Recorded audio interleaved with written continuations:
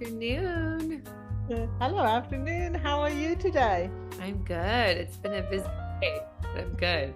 How are Well, you? I'm so glad to have you on my podcast today, and it's really a great privilege. And I would like to introduce my guest, who is Whitney Carnohan. And I had the privilege of meeting her when she invited me to come and cook for her retreat and another one or two events, I think. And I keep on talking Yeah. about connection, the how people connect via food. And that's what my podcast is all about. But it's also for information for people and just having conversations and putting us out there in different connections every day. I feel like connection sometimes gets lost, and I know you know all about connection. So I just want to introduce you a little bit before I throw you in the deep end and make you talk a lot and me be quiet. so, um, so when I met Whitney, I met this powerful, beautiful woman. Okay, and the thing that hit me the most was she's this beautiful lady in great shape, everything like that, and she has these four beautiful boys and a beautiful little girl. Okay, she's a mom. She's a wife to a powerhouse of a husband, but not that she's not her own powerhouse. And then I wanted to entice her to come and do a podcast with me, and she said yes, and I was very glad. She was always been passionate, I heard, about exercise and being a personal trainer, about being a group fitness instructor. Whitney, correct me here. I read you were that since 2008. Yes, I have been. I basically have taught every fitness class you can think of except Zumba and yoga. Those are pretty much the only two. I taught water aerobics all the way to Pilates. Yeah, it was a cool thing. I actually started doing it because I had my second son and I was at the gym anyways. And I was like, hey, I could probably teach that class and make some money and get a free gym membership. And so I started teaching, and then it just turned into this, career path that I didn't really anticipate. Wow, that is actually pretty amazing. Isn't it wonderful how we just put on hats sometimes and it becomes a life path? I can tell you, I've been put on many hats. So, yes, I know what you're talking about. But I Hmm. think your biggest passion is these days is you are the creator of Warrior Mom Fitness. And you run this program where you have a lot of passion for people, mothers especially, about their transformation, not just physically, but mentally, and guiding them through life and making changes in life. Um, I see you as a motivator, inspirator, and just a powerhouse of inspiration in general. Yeah. Now I want you to tell us a Thank little you. bit about who and what you are and about your aspirations in the program you run. Yeah, shortly after I started teaching fitness classes, I was seeing more firsthand a lot of moms that I felt were just not really in alignment. They weren't fulfilled. They were trying to get in shape, but not really feeling like they were getting anywhere. They were emotionally kind of depleted, and connections with their spouse were very limited. And that was a similar place that I felt at that time too. Just trying to juggle this new role of a mother that I've never played before, and trying to find myself in it. And, this did Warrior Mom Fitness didn't start until really almost 10 years later, after first being around women and seeing really the pains that a lot of mothers are in. And so, shoot 10 years forward, and here I am, going into 2020, and COVID happens. And so all the personal training clients that I've been working with, I couldn't work with them anymore as the gyms were closed. So it opened up this beautiful opportunity, which seems to happen, right? To a lot of us, we get put in this situation and we have a great chance at using it to help us to grow in ways that we weren't anticipating. And so I went online, which was new for me at that time, and being able to really build a community of moms that we could all combine and support and love one another through this season of motherhood. And so my emphasis is fitness and nutrition, as I feel like disciplining yourself and your body by how you use it, how you feed it, how you fuel it is directly affected to how you feel emotionally. It connects your spirituality as well. It basically bleeds over into every other domain in your life. And so, helping women, especially mothers, kind of find that alignment back in their life, starting with themselves, will help every other aspect of their life be enhanced in ways that they haven't seen before. It's beautiful. I know it's beautiful because I joined the program for many reasons. And so, I'm a grandmother. I don't bring up kids anymore. I don't have all those things. And we talk about it a lot actually. And I enjoy the program. I have my own issues and my own things like everybody else. And being in a community like you have created is very powerful, I think, for anybody and everybody. And one of the questions that I did want to ask you is like, and asking myself is, your program, I know it sounds like it's geared just for moms, but it's not just geared for moms. It's geared for any woman in life, isn't it? Doesn't matter where you are at in Yeah. life. So, where do you Yeah, think? we all have very similar struggles. Yep. I just think, where do you think you do make a big difference? I know it's a hard question. Yeah, what I a threw hard you question. in the I'm deep like, side gosh, it's there. it's hard to answer that. I know it Yeah. is. And to like, it's almost like you give yourself, you're like, I'm so great, but it's not that. Like, it's honestly the women doing the work. It's just me facilitating some systems that help them, but it ultimately comes to them actually following through.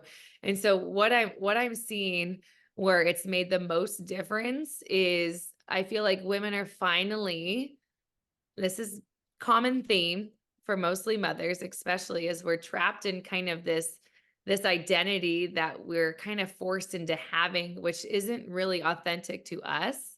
So what I'm realizing, especially in these last 6 months, of I've kind of shifted and grown in individual ways and business ways and in lots of different ways in my life. I've been able to help women kind of finally shatter that box of this past belief stuck state that they've felt in, which was really a box that a lot of other people have placed them in, which wasn't really where they wanted to be. And so the biggest thing in this movement and this work that I'm doing is just to help women finally create the life that they want and be fully in control of designing what that looks like. And so it's this increased awareness of, checking in at what's not working in your life and what needs to shift, what needs to change, what you need to do, what hard conversations you may need to have so that you can value yourself and prioritize yourself at the top of your list. Because if you're not showing up in your power and your authenticity, you're not going to be the best version of yourself for your children, for your husband, for the people that need you. So the real big work that we're doing at Warrior Mom Fitness, I know it's confusing because it has fitness in the name. It's really just a trick to pull people in because every mom wants to have their body back. And then I get them in and I'm like, look what you did. Look at, you're like, your marriage is better. You're starting a new business you've never thought. You're confident now. And so really it just helps them to see their capabilities and get past the limitations that they've allowed themselves to listen to for too long. Well, you know what? You don't think for one moment you are not this powerful and absolutely wonderful woman, because you are that. So don't put yourself down there, because I listen to what you have to say always, because what she always has to say is valid, and it makes a great impact on just listening to you talking to the weekly warrior mom Zoom calls and all those kind of things. Some days you feel bad and you have an anxious day or something like that, and you could just go and sit and listen to all these other people with all these heartbreaking moments, and self-doubt and everything like that. And then I sit and listen. I don't even have to say anything, and I'm uplifted just by listening to you and the the advice you give is beautiful, always. So, yes, you are Thanks. wonderful, and you should be tapping yourself on the shoulder because you're one powerful woman, and own it. I Mhm. feel you should own it because you are Yeah. that. Okay.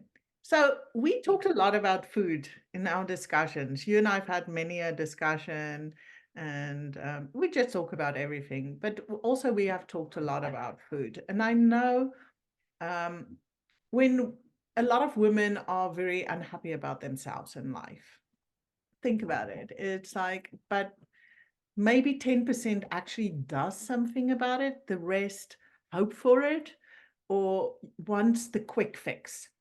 Everybody wants the quick fix Mhm. these days. So, it's hard to discuss and see how macros work and everything like that. So I want you to talk a little bit about macros. And I know one day we were talking and you talked about when do you eat fats and when do you eat sugar and all those kind of things. And that's a question that comes up a lot with people. How do you eat? How do you Mhm. control eating? How do you make it work for you? Because we're all different. Yeah. It's interesting. I mean, you know this too by all the work that you're doing with food and nutrition, that what you eat directly affects not only how you feel, but how you act.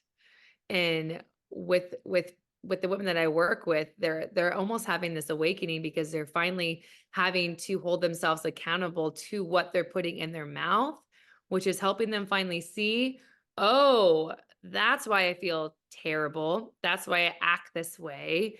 I go to food as a comfort instead of dealing with the hard things that I need to actually deal with.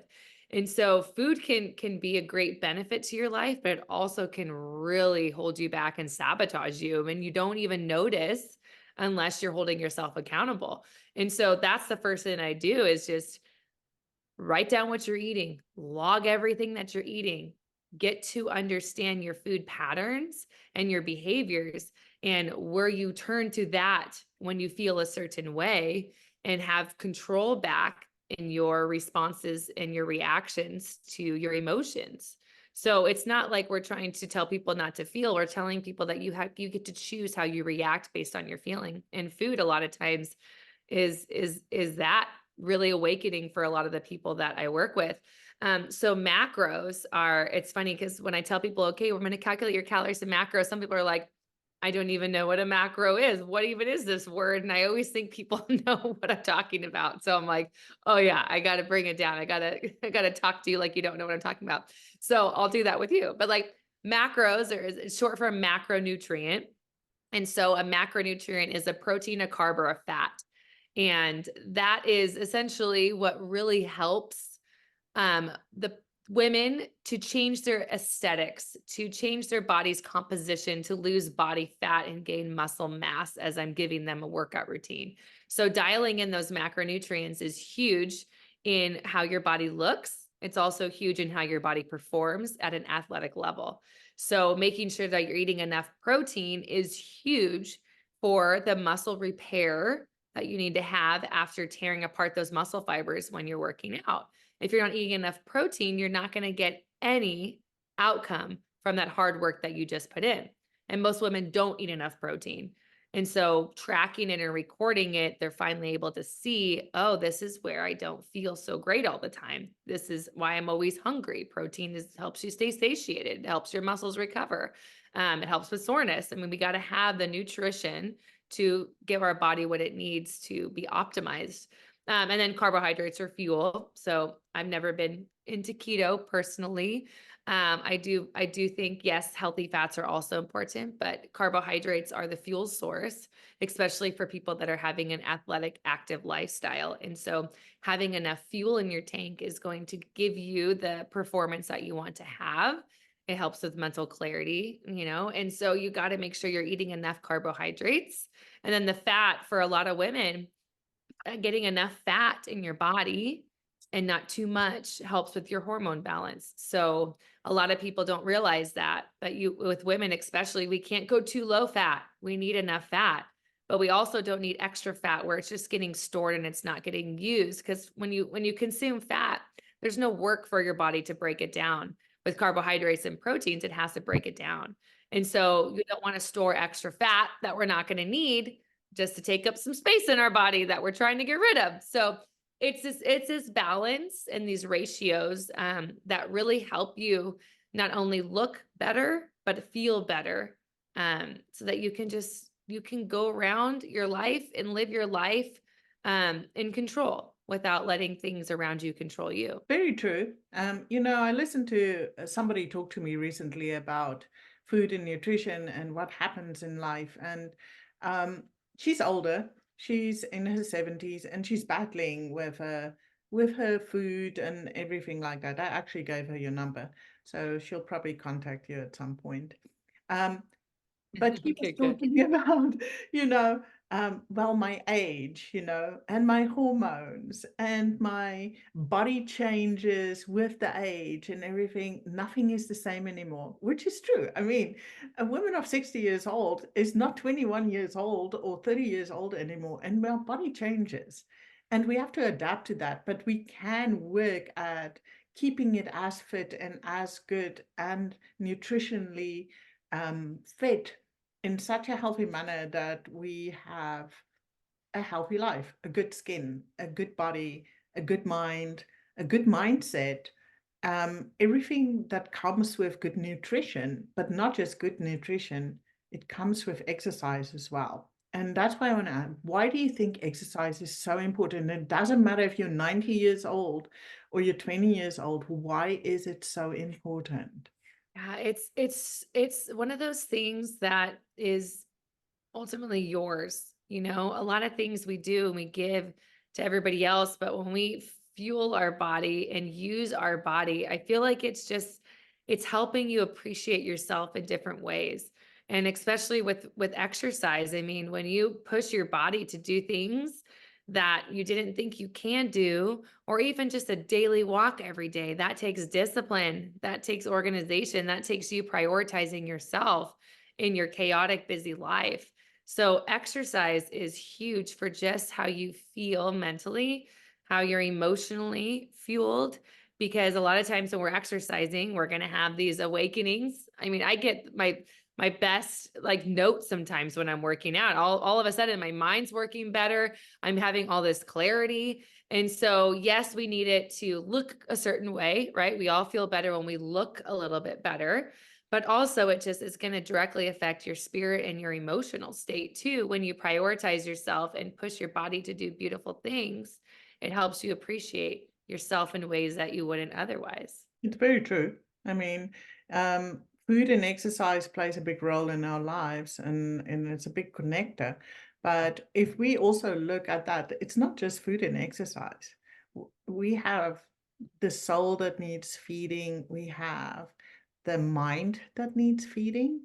And people forget that. They think food or just the exercise or that will make a difference, and that doesn't really make a difference because we're a whole, and we're a whole system, if you want to call it that way.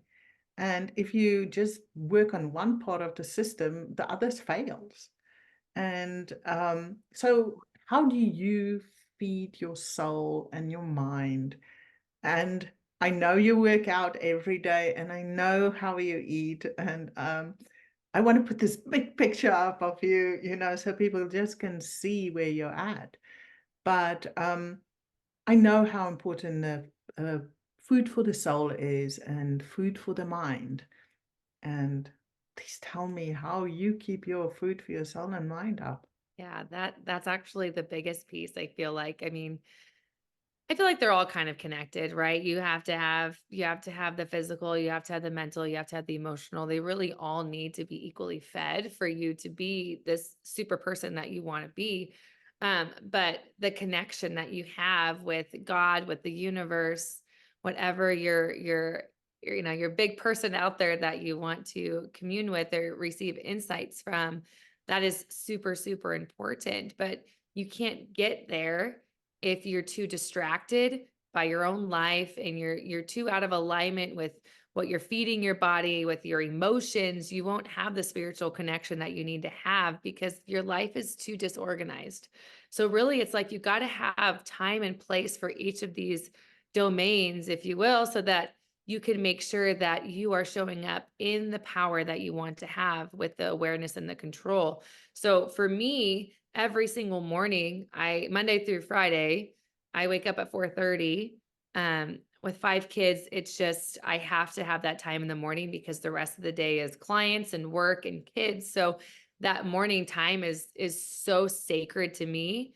And I've realized more and more how valuable it is in the way that I show up that day. It's almost like I'm creating like this super person that I want to have based on my morning routine. And so as I wake up, I of course get ready and then I go into a meditation because there's always noise everywhere in our head. Our mind starts going on our to-do list. We start thinking of all the stress that's going to happen today and all the requirements and all the places we have to go. So we're immediately almost in a scarcity mindset, living in fear and doubt and stress and all these things that are keeping us from this abundance and this beautiful life that we actually want to have. So the meditation in the morning, I only spend like 3 to 5 minutes. I'll usually just put a song on, a meditation song, and close my eyes and just take some really deep breaths to get out of my head so I can finally find my heart again, which is my guiding light into everything I do. If I'm too in my head, I'm going to miss opportunities to help people and to live the way that I want to. So I have to find my purpose, remind myself of my intention for today. So after my meditation, then I go into a journal and I basically start just writing everything that I'm feeling and kind of almost like a morning therapy session with myself where I'm kind of interrogating my heart and my emotions and finding where I'm at that day and trying to see where this story is coming from, how I have control over this thought and feeling that I have. And then I give myself an action plan of what I'm going to do next after I stop kind of processing what I'm going through. I now go, okay, what am I going to do now? And I write the action steps of what I'm going to do now because I'm ultimately in control. And after I do that, I go into my prayers. So then I commune with God. And not only do I just talk to God, which a lot of us do, or we go to God when we need something, but I pause and I let God speak to me. And I think that a lot of people are missing that piece. We ask, we ask, we ask, we ask, but we don't allow Him to guide us and to teach us and to tell us things that He wants us to know. So after I do my meditation and after I do my journaling and after I do my prayer, my heart is in a open space now where I'm able to be receptive to what He needs to tell me. And as I'm listening to what I feel is my revelation from God, I'm actually writing it all down. And as I'm getting these thoughts and feelings, I'm writing them down so I can think about them and process them and use those guides into my day. And if I'm telling you like this morning routine is essential in the days that I don't do it, something happens, kid screams, throws off my routine, whatever it is, I can feel myself not in the power seat that I want to have. And as moms, which is who I mostly work with, and women, is we're so service minded, we're so giving, we're so wanting to help everybody in our life, but we haven't given ourselves enough time to serve ourselves. And so, serving our souls, serving our spirituality, serving our emotions, and trying to understand ourselves in a deeper way is going to help us serve the people that are waiting for us to serve them with a heart full of love and gratitude instead of annoyance and irritation, which sometimes will happen if we're in our head more than we're in our heart. That's very true. It doesn't matter if you're a mom or not. I mean, we all go into moments of irritation. It's just part of life, you know. We talk a lot about a lot of things, and I want to know from you. I hear what you're saying, and I know I listen to, and I ask myself sometimes, you know, and I'm really good at um, journaling. I've been journaling for a very long time, so I can write you sometimes I go back and I read, and it's like garble to me. It's what I put my mind down there. I'm like, what was I trying to say? But it doesn't matter. I put it down for the day, and I released it out there, and I feel better.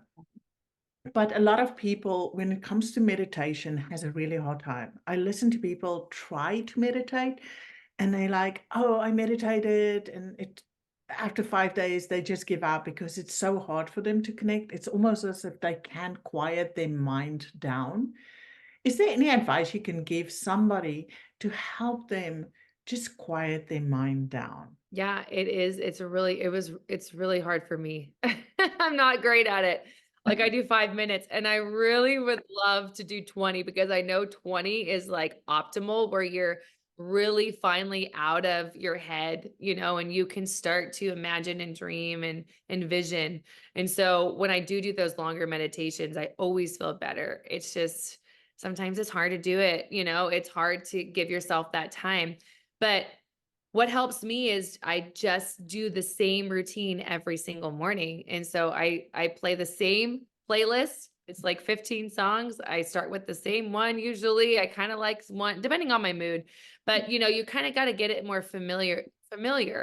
And so if you're trying to like I'm going to meditate today and you're just like I don't know when, I don't know what I'm going to listen to, I don't know where I'm going to do it at, it's not going to happen. So you have to create systems.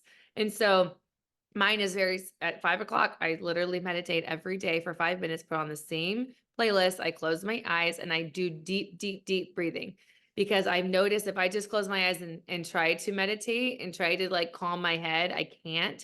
So I have to imply really deep breathing. So I hold deep, it's like box breathing. So deep, deep inhales through your nose, hold for 3 seconds, right?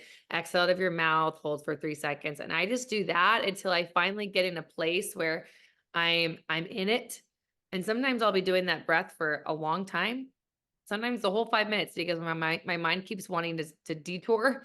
But it has to just be very systemized. I'm like, no mind, we're not gonna worry about whatever, changing somebody's diaper or making someone's lunch, it's fine. It'll still be there when I'm done. So sometimes when you get those distractions, you have to get really good at like shifting back into the moment. And so the deep breathing is really a good way because you're focusing so much on your breath where you can't think too much at the same time, which will help you kind of get into a routine to close off your head as much as you can. That's pretty good advice, I have to tell you. I was thinking of putting an ice pack on my forehead to just cool my mind down at one stage. I was like, all right. We have about 10 minutes left, and in that 10 minutes, I want you to talk a little bit about, your kids and um, your nutrition with your kids, because I mean, we're still in a foodie's world here, and I think it's important. But I also want you to tell us shortly about you and Kyle, and you guys wrote a book called The Powerhouse Playbook. And I just want you to mention That's that right. quickly. So I threw a lot of questions at No, you that's our to know. yes, we do. I know. We're recording our podcast. You've inspired me. We'll do it on Friday, finally, our fourth episode in a year, but it's coming. So But happy yeah, about like the new what's that? that. I said, I'm so happy you're doing that. Mhm. Go ahead. No, we finally found somebody who's going to help us because it's like we just need to record it and send it off, and then they can, kind of like what you have going on.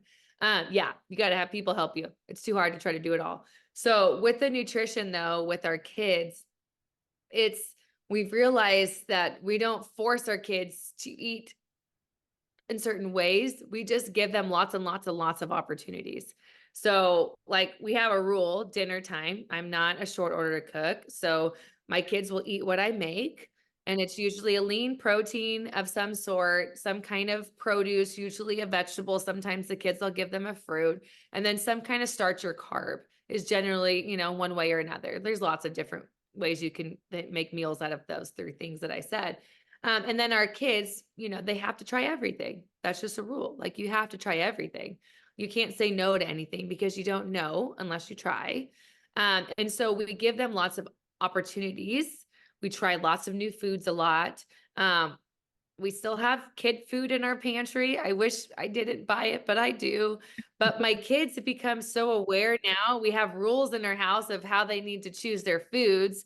So if you want, that fruit snack or fruit leather or whatever else in the pantry, you have to have something healthy first. And so usually it's like, think of a protein. Our kids are all very athletic. So we're like, grab a Greek yogurt, grab some jerky, get some whatever, some lunch meat, whatever. Start with protein. And then you can go into a healthy carbohydrate. We got lots of snacks, and fruits and vegetables are usually very accessible in our house, and making that easy. Because a lot of the things that we want to create these new habits, or we want our kids to eat healthy, it's almost becomes impossible. Like the vegetables in the produce drawer deep in the fridge, they're not going to pull it out on their own.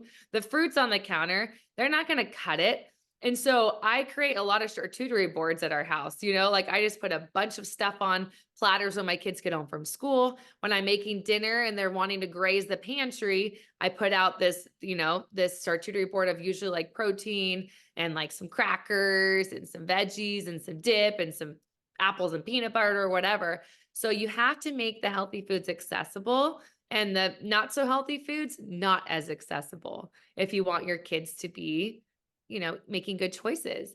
And it's all role modeling. So our kids have watched us for their whole life, and how to eat. And so now when they eat, it's really crazy, because I'll buy ice cream and my kids will be like one small bowl of ice cream, like, and they're like, they're good. Or I'll make cookies and they're like, they have two. I'm like, how do you do that? Like, but they know their bodies, and they know when they're full, and they know when they don't want something. They don't engorge themselves. They listen to their bodies and what it's telling them to do, because we've trained them so well into balancing out their food, making sure they're choosing healthy foods first, and then they can have treats after. And eating the same foods we eat is given them this awareness and this knowledge now, where they make very good choices. That's amazing. I always say that children only does things that makes them happy. If we as humans or Mhm. adults just can do that as well, but we kind of don't do the things we do to make us happy. And I think kids eat that way as well. They do the things that makes them happy most of the time and ignore the rest. And if you give Yep. basis, they're going to be happy with that basis that you put out there for them. So well done. I think it's amazing. And I know it's amazing that people and your kids are that well balanced.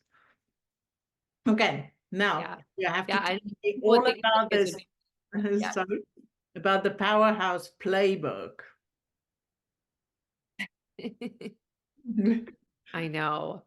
Yes. Our power couple playbook. Wait, yeah, power couple playbook. I keep forgetting because it's been so long. Yeah, so that is a podcast that my husband and I both run together. We've realized that really the life that you want, the family that you want, the business that you want, the spiritual connection that you want, a lot of times comes in your marriage, and how aligned you both are, and the connection you have. And it's really easy with kids to be pulled in different directions. And before you know it, you're living as roommates and no longer as lovers. And, you have a very disconnected relationship, which leads in a lot of wrong ways. And so, how to keep your marriage at the priority list of what's most important in your life is making time for it. And with our Power Couple Playbook podcast, similar to, we run a marriage mastery call every week with his clients and my clients. We have over 50 couples every week on our calls. And it's just, we all want real, honest truth. We want to know that not somebody on the Instagram or somebody on some reality show has this perfect life, but we're actually all just doing our best, and we're making pivots and shifts and turns constantly. And so being real and honest with the reality is of what we're all going through actually helps you see how to make changes, because you're more open and aware, instead of feeling defensive and feeling lost that you're not where you need to be, when really there is no perfect destination. And so the powerhouse, or the power couple playbook, is basically like our own experience, what we're going through firsthand, trying to raise these 5 kids ranging in 17 to 3 years old, running 2 very big coaching businesses. and still trying to have sex as often as possible and stay as connected as we can.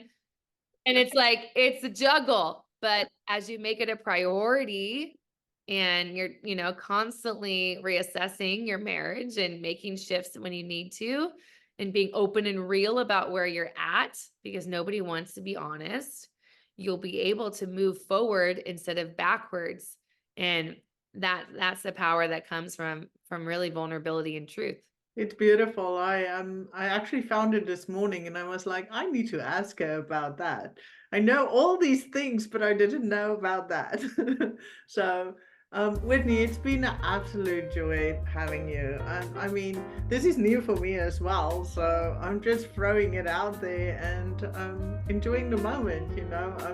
As I go, I'm asking the questions that comes up in my mind, and that's why I didn't send you anything, but I want people to be aware that they need to go and visit your website and just look at where you come from, because women take note. It's worthwhile being part of Whitney's world. Thank you. Thank you so much. I appreciate it. It's a pleasure. Well, thank you for being on the podcast. I'm going to be grabbing you in the future to come back. I will, no doubt. Perfect. Thank you, Anmar.